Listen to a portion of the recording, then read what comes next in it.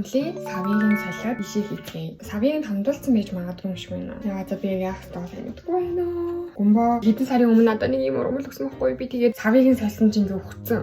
Нэг харалтаа бүр юучгүй болцсон байгаа. Ямар ч гэсэн шинэ савны дотроо хөрс хий. Дэлгүүрээ авсан чинь энэ дэлгүүрийнхаа савыг нь бас солиорой гэсэн байхгүй юу? Би хэдэн хоног бол услаад байгаад байсан. Тэгээ уг нь гайг ургаал юм. Савын солиочнод өгчих юм шүү дээ. Би ургамал ашигладаг амар муу 5 дугаар анги төлөө 4 дугаар анги жил зуны амралт болоод тэгээд ангид байсан бүх цэцгнүүдийн ингээ нэг нь хүүхдүүд өгсөн байхгүй юу?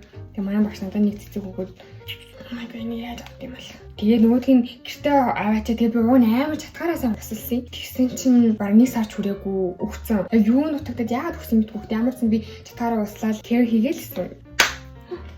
Уурч. Юусэн уурч. Тэгээ баг хуглаад авчих юм шиг.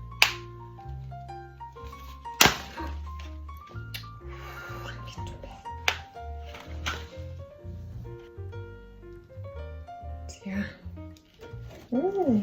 Одоо үлцэн хэсгийг нь тааш хараагаад боллоо. Тэгээд ургамал амар дуртай байхгүй юу? Даанч бид нэг care хийхтэй амар муу. Хөөрхөн ургамал агаад энийг авахдаа ChatGPT-гээс хамгийн low maintenance тэгээд юм гоё унждаг ургамал гэж хайсан байхгүй юу? Энэ Potos гэдэг ийм ургамал хийж өгсөн. Уг нь low maintenance гэсэн л дээ. Тэгээд савын буруул болчихмоор бас хөөх л ахaltaа.